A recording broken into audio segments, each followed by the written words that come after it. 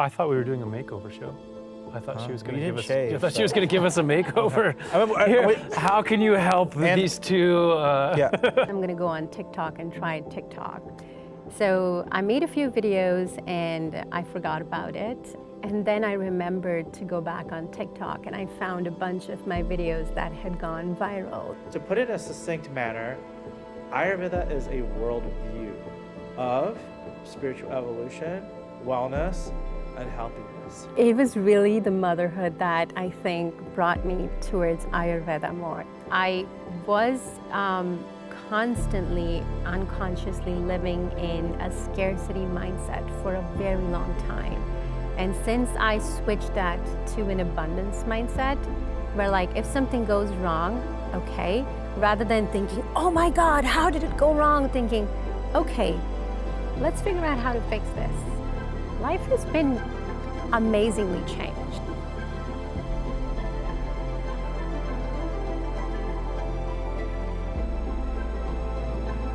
Welcome, Kirti. Thank you. I am really excited. The whole journey coming to Asheville has been very interesting for me because it's the first time I left my kids for this long. And I contemplated if I want to leave my kids for a whole 7 days, but I made the commitment and I have some sort of calmness inside me that they're happy, they're safe, while I am getting this new aura built around me and I'll go back as a better human being. Are you sure that calmness isn't the piece of not having children around you? That's a big possibility. How old are your kids? 5 and 7. So yes. Okay, I have a 6-year-old. You know the deal. For sure. Wow, so this is a big deal being away for this time. Yeah. It is a big deal. Yeah, and my son's actually pretty independent. For him, I have to look for him sometimes. Hey, mommy exists. But my daughter is a mommy's girl, like mommy all the time. So it's an interesting thing. But I truly believe like when you are satisfied as a human being, you have more to give, more to provide. So I took this chance and I'm here visiting Soham and talking to you guys. Well, we are really happy to have you here and even more honored to know that this is your first time away because that is a big deal and prioritizing that. First time away for that long. 7 days is a long time. 7 days is a long time, yes, 100%. How are your kids doing? They're doing great. So right when I got here, everybody in the house got sick, every single person. My daughter got the flu, then my son got the flu, then my husband got the flu. So I said, stay away, I have to fly tomorrow. I got here and I thought I had the flu, but I think I was just tired because I was constantly working around, sick child, sick husband, sick. But no, the day after I had all my energy. Thankfully, I did not get sick, but thankfully they're all okay now, so. Good. So can you tell our listeners a little bit about yourself, what your passions and inspirations are, and how did you fall into like beauty care and wellness, and maybe give us a little bit of your story? So I come from a beauty background. I am a professional makeup artist, and I used to say I was, but it's a skill that no one takes away from you once you learn it. So I am a makeup artist. I've done that for 15 years of my life. For film and television kind of thing? For mostly fashion, photo shoots. When you go on Target.com, Amazon.com, you see posters, or you get a catalog at home, and so a lot of that is my hair, makeup work.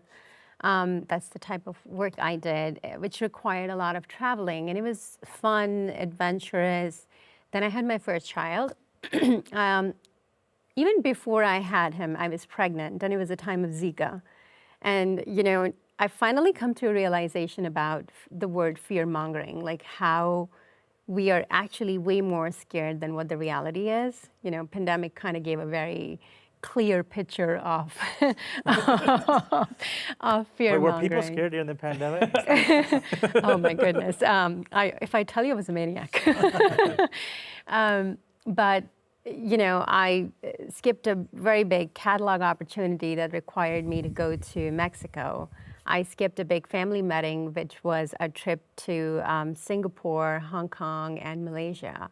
And I was like, no, it's Zika everywhere. I'm just going to stay here. I skipped What a is the trip. word you're using? Zika? It is the virus. Zika, the virus, Zika virus. It was COVID okay. before COVID. It was way before COVID. It Okay. was like at least 2-3 years before COVID. Okay, got it. And it was like the mosquito's going to bite you, then you can't have kids, you can't get pregnant. Like there was so much, again, fear mongering built around it. So I skipped a lot of fun things and opportunities that I had on the table. But that also gave me a realization that maybe what I'm doing, this child is not on earth yet. And I'm just like, no, I'm not going anywhere. Once the baby's going to be here, I'm going to want to do this less. And that was the first reality check of my job is a lot of fun. I get to travel a lot. I get to have a lot of fun. But I will definitely need to find something else. But my son was born. I took less jobs after that, but I was still working. But it was like as soon as the work was done, I would run home. And it was always deeper inside me, seeking something that is more, I don't have to leave my kids all the time, So I had a second child, and she was 5 months old, and the pandemic hit. And the world shut down. We all shut down. And I was like, now what do I do? I got a few calls from a few companies. Hey, if you're comfortable, we're doing this. I was like, absolutely not. I am not comfortable. And I think if I knew back then what I did now, I probably would have taken those jobs and I would have been comfortable. But I'm glad that, things were meant to be different for me, and I am where I am. So I turned everything down, and my mom is an Ayurvedic practitioner. And since I had my kids, every cold was not call the doctor, every cold was call my mom. Every problem was like, what do you do? So what do we do in Ayurveda? Tell me more. Like what? I don't want to give medication to my kids. I don't want, that became the whole approach of motherhood. So a lot of integration of Ayurveda started because of me becoming a mom. Because before that, my mom was like, you need to calm down your pitta. You should not, and I'm a marathon runner, so I've done 3 New York City marathons, and my training times were like the worst times. And like all this gray hair that I have is because I would literally leave home at 10 a.m. and I would run for 4 hours to do my training. Sometimes I would just run 20 miles and come back. By the time I come, like the worst hours, the pitta hours of running, and then I'm just exhausted because I burned the energy at the wrong time, rather than leaving at 6 or 7 a.m. at the cooling hours. But I didn't have that knowledge, and I started graying because of those marathon trainings. And when my mom used to tell me, oh, your pitta is going, and I'm like, please keep your vata pitta with you, mama. I don't want to hear all of that. And it was really the motherhood that I think brought me towards Ayurveda more. And I started a supplement business. I was like, all right, what is going on? I did a little bit of research, not even dive deeper into a good research that you would call. And I started a supplement business that gave me the data that America cannot sleep. Because within a few months, I had a sleep aid that became the bestseller sleep aid on Amazon. And What was it? It was called Ayurveda, which is called Good Night. And I was beating every big company. What was in it? It had ashwagandha, jatamansi, brahmi. It was a combination of 9 herbs, 9 Ayurvedic herbs, and I had it formulated with an Ayurvedic doctor from India, and she did an excellent job. It worked. If you need the formulation, I have it for you. Something tells me you have sleep issues. No, I'm good. I was just, yeah. Okay. Thank you. It's like herbs. It's just herbs. It's just herbs, the magical Ayurvedic herbs that we call. And it worked for so many people that even after backtracking that a little bit, and then everybody was hitting this problem of sourcing, and jatamansi, being a wild herb, was not very easily sourced without having high levels of lead or arsenic.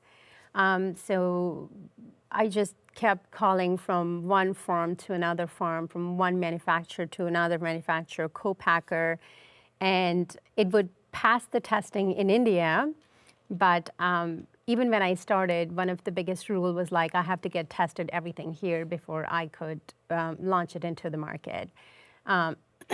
I got the products, I would send it for testing here, and it would fail. And it would fail horribly because the arsenic was extremely high for human consumption. And I was told, why don't you just remove the line of arsenic and just keep selling it? And that just blew my mind. I'm like, why would I do that? I am selling supplements to help people feel better, feel good about themselves. And it was very interesting because my co-packer was like, I'll call you from home. And then she opened up and she's like, well, you know, you're probably the first person who's willing to shut down a business rather than sell something that's not ethical. So it's like, you know, blissfully, I will always have a roof above my head. I will always have food on the table. So no, I'm not willing to do this. If you ever are able to source correct Jatamansi, give me a call right away. And if not, I still have other things that I need to get rid of.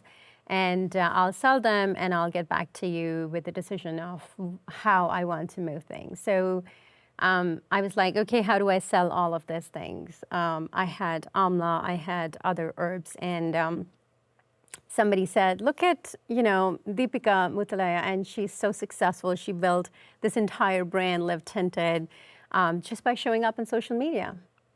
And I was hesitant, and I was like, okay, I don't have fancy clothes. Even now my videos are very basic. So I'm like, I don't think I'm gonna be an Instagram famous person. I'm gonna go on TikTok and try TikTok.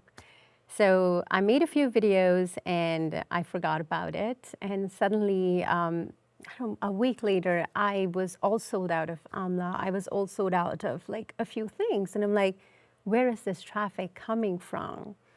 And then I remembered to go back on TikTok, and I found a bunch of my videos that had gone viral, that had sent all this traffic to my store. And I think that was the awakening of the power of social media. That's fantastic. I know. So I personally am way behind you because I started my social media effort last week. Okay. And it really came from our business, our executive team. They're like, you have to start posting. I was like, I'm not even on social media. I don't look at social media. But I'm glad you said that story because now I have some confidence that, you know, Yes. my video that did the best had to do about poop, you know? And it was about, the poop emoji that you have on your phone. I was like, that is too much pitta in your poop. And so people love that. A couple of mine, you know, I was in my infrared sauna. Not a good idea. You know, I realized I exposed a little bit too much of myself on that post. But the poop emoji. Which I just learned he's got to wear clothes in his Yeah, I realized wear clothes. You know, it's not. If I don't wear clothes, then it does not go well. But the poop emoji, you know, I think that really hit. So I'm glad to hear your inspiring story. Yeah. So maybe people will watch my videos one day. Yeah. I mean, the one advice that I would give, and I don't think, Mitesh, you need that because you are already a very authentic person. Show up as yourself. You know, if someday you're in your pajamas, you just need to take a cup of coffee and show up. Just show up, because a lot of people get stuck in this mindset of, oh my God, how do I go? How do I do things? And my hair doesn't look good. You know, my background is messy. People relate to authenticity. Right. And it has taken me a long time to get that realization. I love that. So you went from your background in makeup and beauty, and what was the shift to the importance of health and self-care? I mean, your children being born, but it's a big shift from this. You're still working with the outward appearance in a way, but coming from a much more taking care of the inside perspective. And how did that shift start to happen for you? I think that shift has always lived inside me.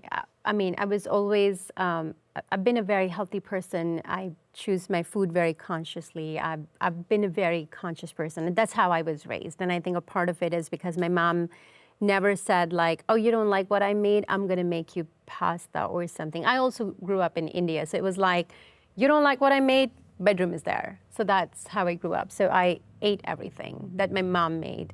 a lot of it was home cooked meals. I grew up on home cooked. Mitesh is laughing. No, I always joke around. I was like, mean minority moms create successful adults, So I'm so glad that my mom was like, I was not mean to you. I was like, oh, you forget, Mom. So, but I really am so grateful the amount that she Yes. pushed me and created a container of boundaries to a certain degree, And so anyway, carry on. But I totally identify with Yeah. my mom was similar to your mom. Yeah, she was very like, this is what it is. I'm not going to do anything extra special or go out of my everyday because you don't want to eat what I cooked. And in India, there's a lot of the families and this. So she already had a lot on her plate, and she was always a working person too. So while she was taking care of the house, she had work to manage. So she was like, hey girl, this is what I have. If you're not hungry, go to bed. You'll be hungry tomorrow morning. And so there was always that choice of having home cooked meals and somehow, I don't know, my mom also did that. Every time we were sick, she would call my nanny, my grandma, and she would ask all the home remedies. So somehow, consciously or unconsciously, we've always practiced Ayurveda as a family.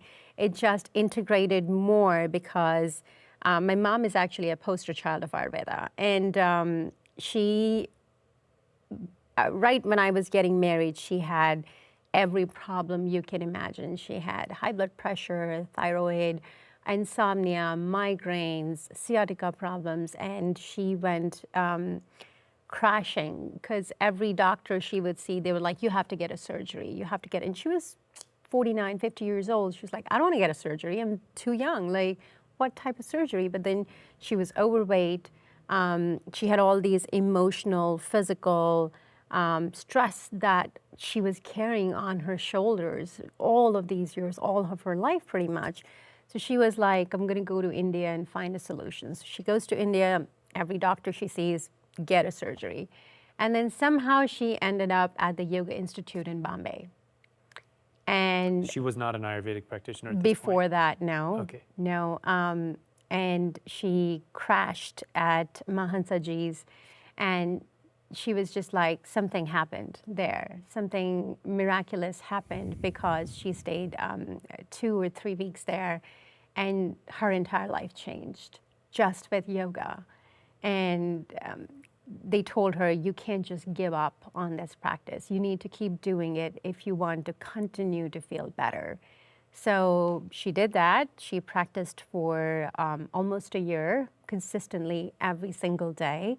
And then she started telling other people in town, like, hey, you need to do this. You should do this. You have this, do this. You have, because she started doing all these online courses about yoga. And I told her, you don't want liability. Go do a yoga teacher training course and, become a certified teacher. And then you go tell people what to do, because even though Spain's very laid back, Spain's home, by the way, you don't want, half knowledge and then be spreading it to people. Yes, yoga is great. So she actually took that advice. She went back to India and she did a whole course, and then she came back, and then she started just helping her friends in town and the people who she knew. And I feel like once you get introduced to yoga, you do get introduced to Ayurveda. So I think that was her next level. She went to India, she learned and she discovered Ayurveda, and she immediately was, I need to become an expert in this thing, or I need more knowledge about this thing. And within that first 2.5 years of her life, she dropped all her medication just with yoga and Ayurveda. And you're in your 20s at this point? I'm in my 20s, yes. I'm in my late 20s. And this has got to be making a pretty big impression on you, seeing your mom have this transformation. For the biggest part for me, I just saw her more happy.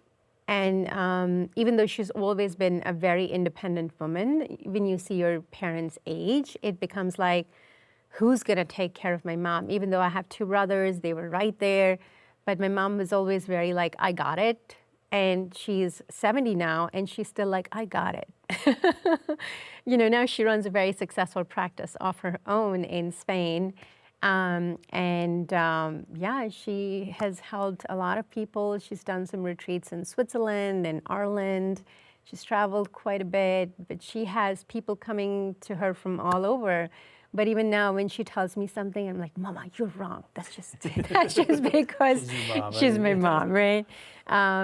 But it's fantastic to see how she transformed her entire life by practicing and believing. Most importantly, I think she had this faith and she started believing in what she was doing, and because it was working for her, she was like, you have to do this, you have to do this. And then even within the family, her sisters, her cousins, we have a lot of family in Spain. So they were all like, how do I do this? How do I do this? Everyone who started becoming pregnant, they would call my mom. What should my daughter-in-law do? What is going to be a healthy pregnancy? And slowly and steadily, the word of Ayurveda became like everybody is practicing Ayurveda without even knowing that they're practicing Ayurveda. Yeah, and I think that people talk about a lot of things that are going on in the world, and obviously there are worries with the dynamics that are going on in the world. But I think there's also major shifts of consciousness and what we're putting into our bodies from a food perspective, the quality of our air, all these things. And people sometimes ask me, if you had to give me one piece of advice, what would it be? And I wake up when the sun's coming up, eat your biggest meal when the sun's highest in the sky, unwind your day when the sun is setting, and then make sure you're knocked out when the sun's not on the horizon anymore. And that's really, last one, sorry. And eat what's coming out of the ground, right? And so whatever's in season in your particular area. And that sounds like so simple, but really it's like what we're made for. And even people with migraines or, whatever the case may be, if they start being in the ebb and flow of that daily and seasonal cycle, it can be so powerful. But that being said, with all of your experience in healing, if you had to give one piece of advice that's been beneficial in your life, what would that be? Be present and be accepting of what life is giving you. If that video if I would have never made that video, I would have never sold my supplements. I would have never made more videos. I would have never got more questions in those videos. I would have never, because it's interesting, some of those questions that I got on those videos, I didn't have the answers for them. So I would call my mom, I would go read on the internet, I would find books, and then I would go respond to those questions, which opened the door for me to learn more about Ayurveda. And even though I thought I was healthy, you can tell, all the grays, it made me a healthier person because my vision of healthy was healthy, but it wasn't healthy for me necessarily. Avocados are great, but avocados are not great for everyone. And having that understanding comes from having an open mind and receiving what comes your way. Just, hey, if it works, it works. If it doesn't work, maybe something else will. And that belief will take you very far ahead in life. One thing that I love about seeing the work that you're doing is there's such a simplicity to it, to where so much is stuff that's available at home. There's a natural connection to that I think is one of the things that's so beautiful about Ayurveda is it's so lifestyle based and it's incorporated into how you eat. What have been some of the bigger, so this isn't something that you grew up with. When you were talking about your mom being an Ayurveda practitioner, I imagined you kind of growing up with it, but it's an interesting twist that it was something your mom found later in life. Yeah.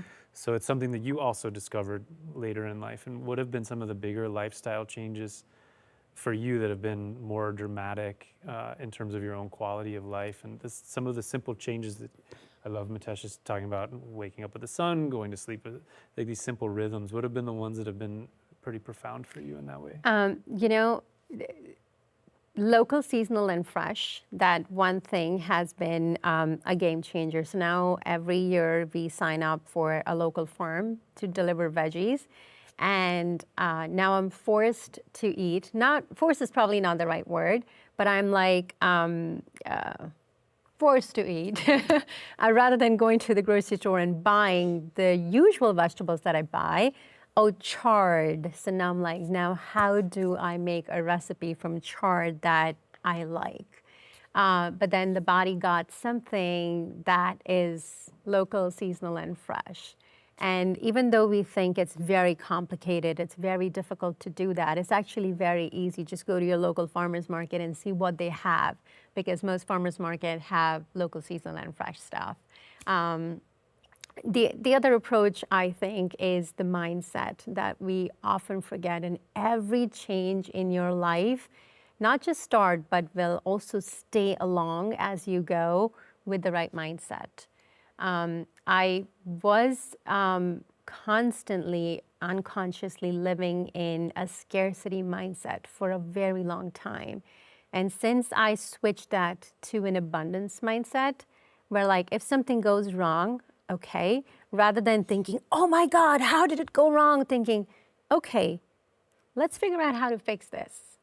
Life has been amazingly changed. Like, I do not have words. Just having that simple click of that positive mindset has done wonders for me. And every person I meet, I'm like, just first get into the right mindset. Just let it go. Be like, okay, that has already happened. I cannot undo that. But what I can do is, how can I fix it? Or and that is literally one switch in the brain that needs to go click. I totally agree. Like even in I would say that that's my oxygen, positivity and positive people. And obviously, family members, people are gonna have like a down day or a down hour or a moment where they have to vent or whatever the case may be. But I know for me, is if I surround myself with, and Jeremy's like really positive, like everyone that you see that's in our company, we're lucky. I don't know what kind of miracle has happened, but everyone is like incredibly positive. And so the creativity that kind of comes, the genesis out of that is a whole different. I think you invite the divine in, I think there's this sutra, I don't remember the sutra, but it says pran's three biggest manifestations, or pran, or divine energy, or shakti, comes through breath, right? So breath work, food, which local, fresh, and Seasonal. seasonal, there you go, learning something. And then lastly is positive thought. So they said that if we want to fill ourselves with pran, there isn't a day that you can't fill yourself with these three particular. I got a really funny story. So my dad and mom, they live with me now, at least for half the year in India. And, they're used to shopping a certain way. So, they were tired. When they moved with me and my wife, my dad was like, okay, look, what can I do to help out? And we're slowly we gave him like little things to do. I was like, okay, you can go grocery shopping. So he'd come back with Target bags. I was like, Dad, you gotta buy organic. We don't eat at Target. We don't get there. And then slowly, and it took a lot. Just having that conversation not good enough. He came back, I was like, well, I saw the organic and I saw the non-organic. It costs less, so I got the non-organic. I was like, no, Dad. I was like, there's poison, there's glyphosate, et cetera, et cetera. And then we slowly got him, he started going to Whole Foods. And so we got him to Whole Foods. I was like, Dad, none of this stuff is regional. It's like, this is coming from Mexico. I was like, you gotta go. And Asheville is like the mecca. I've never been in a place. It's the mecca of locally grown stuff. The farming community is just incredible, right? So they're like, Dad, on Saturday we gotta go to the farmers market. So slowly, but I think they get it now. Like they're feeling better. Their joints are feeling better. Like all of that. But it's been a hell of a process. But I do agree with you. I think it makes a huge difference. I feel like for that generation, it's hard to understand that what they took for granted was sort of food. Yeah. Most of it is poison now. It wasn't as poisonous when they were our age to begin with. It's hard for them to make that shift and understand. Exactly. I'm at my mom's house and I go to put honey in my tea and I look at her honey and it's from Costco and it's not honey. It's honey flavored corn syrup. Yeah. She's like, it's in the pear. It's got to be honey. Yeah. No, it's. I think it's, as you said, it's the time, because, like when my mom was growing up, even she said and she was born in a very golden spoon, so she was like, everything was just amazing, and then she got married, and then we had financial struggles and emotional struggles. And she's gone through, that woman has a life that she can write a book about. We need to have your mom as a guest, I think. She sounds Next time, bring her from Spain, please. I will. Yeah. She actually wrote a book on Murma Point, and Dr. Lod was kind enough to write a foreword for that. Oh, wow. Fantastic. Yeah, so I will ship the book whenever it's out. Oh, it's coming out. It's not published yet. Oh, Yeah, cool. it is Great. going to be published, I believe, this summer. And I'm really excited. I'm really proud of her for doing that too. And she's, again, I think the simplification is something we both kind of encourage each other to do that, because, as you said, my platform is all about simplifying things, because I don't like complicated things. I'm like, no. Teach me like I'm a baby, right? And when you are able to convey a message in very simple words without complicating it for a human being, they're able to adapt more. And I have a lot of people that attack me like, well, Ayurveda doesn't work that way. I'm like, you know what doesn't work? That you tell a person, tomorrow morning you wake up at 5 a.m., you oil pull, you clean your tongue, you do this, they will run as fast as possible away from you. So all I do is like, hey, you have gum issues here? Try oil pulling. Come back to me when it works. My God, my teeth are not sensitive anymore. It's great here. Use a tongue cleaner too. And by that time they're getting to the tongue cleaner, oil pulling is already a part of their regimen. So they're not shocked. And they're like, oh, okay, this seems pretty simple. I can do that. All right, you added 2 things. Oh, you feel this way? You know what? Just sit down for 5 minutes. Do nothing. Just sit and stare at a wall. Do you think that'll help? Yes, that'll help. Just believe in it, it'll help. Wow, I don't feel stressed anymore. You know what? Stop eating heavy dinners. And when they start taking that one change at a time, they don't even realize, but their lifestyle is changing. And I think that is what Ayurveda is about. Like, it's not about dumping on a person that tomorrow morning you're going to wake up as a new person. I did not. I also started small. One change, oh, that feels good. Mama, tell me more. That feels good. What's more? That feels good. And the person will automatically gravitate towards that. It's funny that you get that. I get that a lot too. Someone says, well, that's not Ayurveda because it's not written in the classics. We teach the classics. We teach, Vagbat, Charak. We teach all that in our school. But I remember when I was a young practitioner, I would use a supplement for something, or and it's like, oh, that's not in the classics. Why were you giving somebody a supplement? I was like, because that in tandem with this herb, in tandem with this person's just got so much energy. They're feeling great. And now, this last year we got with Dr. Ladd and Soham. Next time you come back to Soham, our healing center, we're going to have we have infrared saunas, which is definitely not in the classics because there was no electricity back then, right? We're going to have red light therapy. Okay, we're doing drip therapy. That's so amazing. and then really it's like sitting down with Dr. Ladd and saying, okay, when do we do drip? Do we do it after Panchakarma? Do we do it during Panchakarma? And then you kind of take, what these are rishis and sages said, but it's like, I think like yoga, meditation, Ayurveda, when it comes to the lineages, saying that my guru is better than your guru, or my daddy's stronger than your daddy, or I just think it's just so silly. Yeah. It is so silly, and it actually goes against the truth that totally permeates through all those classics. So to put it in a succinct manner, Ayurveda is a worldview of spiritual evolution, wellness, and healthiness, right? It's a worldview. And then honestly, even the seeds and the herbs that are written in the classics, they're not even in the same. They've changed, they've modified, they've evolved, so they're not the same as well. So, and I really, I attribute this thought to Dr. Ladd, because when you ask him, hey, Dr. Ladd, can I use this with my client? He's never like, oh, that's not in the classics. He'll say, let's think about that. And most of the time it's like, yeah, I think we can use, because anything can be medicine. So I really like that. So I think we all get a little bit of Ayurvedic hate, but I'm really glad that, we're looking at medicine for what it's worth, The goal should not be Ayurveda is better, modern medicine is better. right. The goal should be, where can I find the bridge that is this medium that works for my health? And I think the day people understand that, life is just going to be a smooth sailing, because you know your body, right? Ayurveda is so intuitive. You Yeah. can, the body, before it crashes, it will give you 1,000 signals. Like, if you already have insomnia, something's off in the body. If your mind is racing, something's off in the body. So you already have these small symptoms coming up before your body crashes, right?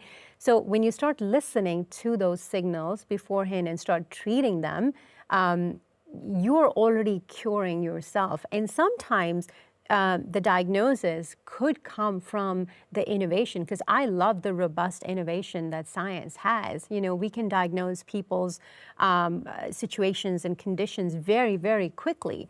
But once you have the diagnosis, sometimes you have to take certain things to immediately suppress the condition, but then long term, you'd really want to go to the root cause and then pull it out. So it should never be about one or the other, but it should always be like, I'm going to take the best of both worlds that works for my individual personality.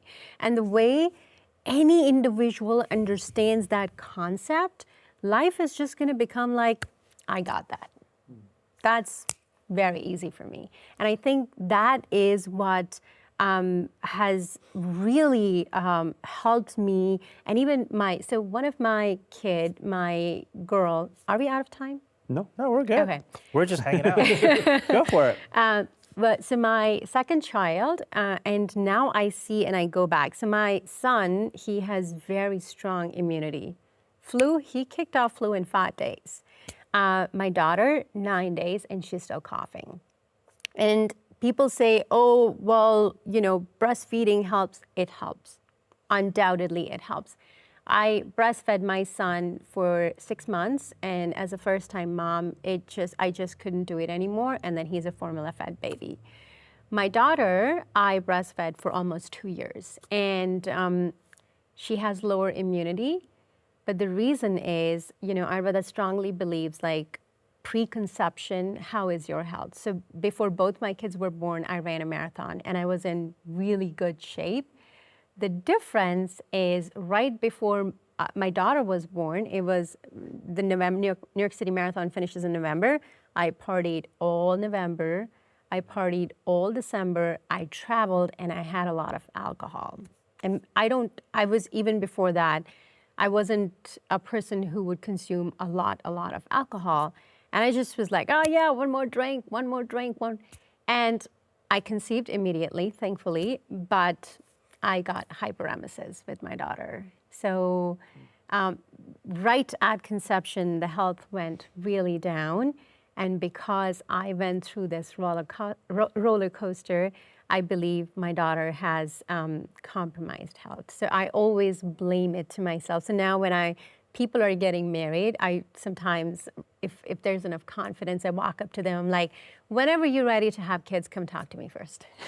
I have a few pieces of advice I want to give to you. So, you know, and that is something that modern medicine doesn't tell you. They tell you, oh, you're fertile, you're fine, just go have kids. But it doesn't tell you, hey, make sure you're in a good shape, not just physically, but mentally and emotionally before you have your baby.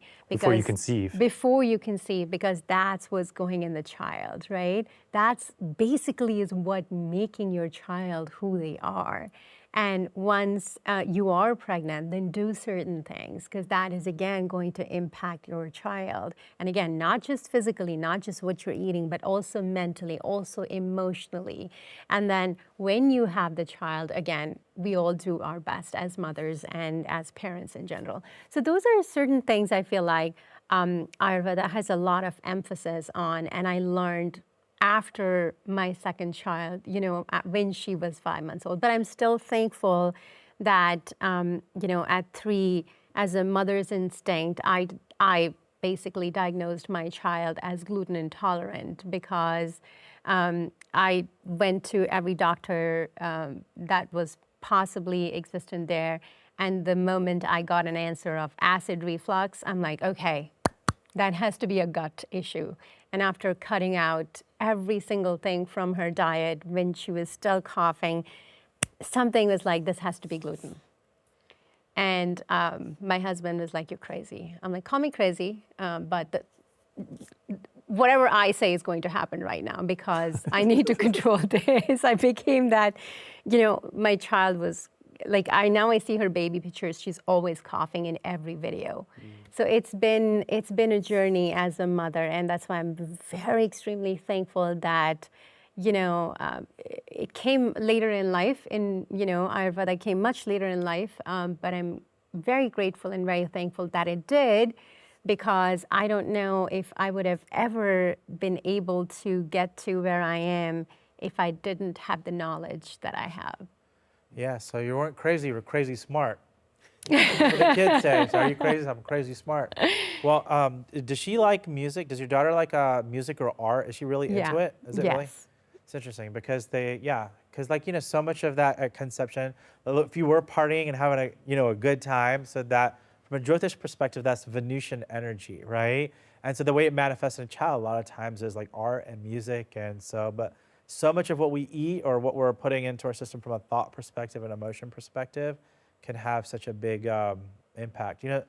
I'm lucky, guys. I get to follow around Dr. Ladd. Not as much as I've wanted to the last 2 or 3 years, but I get to see him with clients, and I've seen this happen on more than one occasion.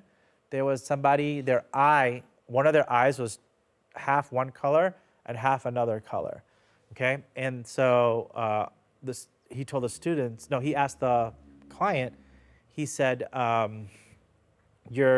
when you conceived your child, did you go outside and look at an eclipse? And that person was like, yes, I did. And he goes, oh, that's what happens. And your child will have one, it sounds crazy. It sounds like some like voodoo stuff or whatever, right? But I've seen 2 cases. Another time, the same situation, the Dr. Ladd said it. So it's so interesting that like what happens in the womb and how it impacts, or they say that, like in the Mahabharata, when they told the secrets of, war, Yeah. when the child was Abhimanyu. Abhimanyu, exactly. Learned everything. So it's such an awesome, magical world that we live in, Yeah, no, that's actually very true. My daughter is a very professional Frozen singer. She just walks around singing out loud all day long. Yeah. So it makes sense, all the partying and going out and fun that I had. She's gonna have a lot I'm of fun in gonna her have, life. Art, music. So, and she loves to draw, and she loves I never made that connection, but that's true. Yeah, very true. I'm curious a little bit. Social media can be such a toxic world that people can get addicted to and have a very complicated relationship with.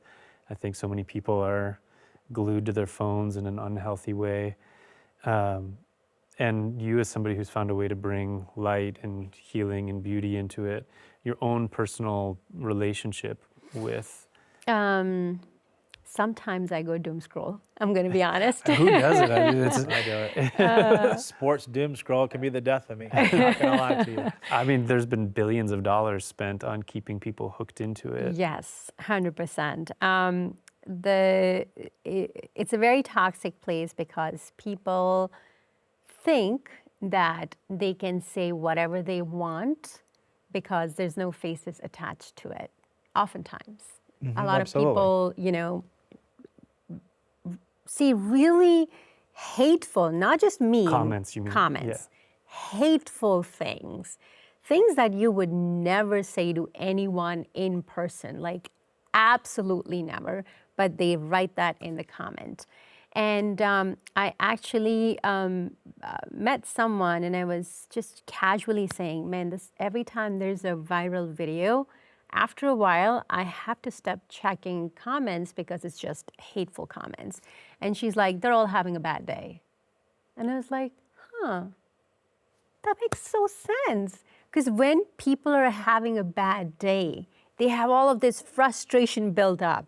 They can't say all of these things in person to someone. So like, I'm like, okay, they're having a bad day. So now when I get really mean or hateful comments, I'm like, I hope you have a better day. And sometimes I actually write it. I respond to them, I hope you have a better day tomorrow. And it's really hilarious. And the other day, someone said, oh, one side of your face looks like you're 70 years old and one side of your face looks like you're 80 years old. I'm like, okay, LOL. And he actually responded back saying, I'm gonna follow you, because most people react to that very aggressively, and that was my intention, to actually, trigger that inside you, but you just was like, LOL, okay. And he's like, follow. And I'm like, all right, thank you, I guess. And it's really hilarious, and it has taken me a while to get there. In the beginning, I would take things personally, but again, what I've show on social media is something I have chosen to show. It's just a part of me. It's not a whole of me. It's not who 100% Kirti is showing. I don't show family life. I don't show what's going on in my house. And even people who do that, they're choosing to show only certain parts of that life on social media. And I've met so many of these people in person. Some of them are exactly how you see them online, and some of them are like very different people. But I just feel like at this point, I really love what I do, but social media has worked for me. So I kind of separate myself from those hateful comments. And just like a lot of people go on social media to doom scroll, have fun, and I do that too. But at the same time, I have come to a conclusion, this is work. So when I'm done with the work, I need to put my phone away and go to my personal life and my kids and my family life.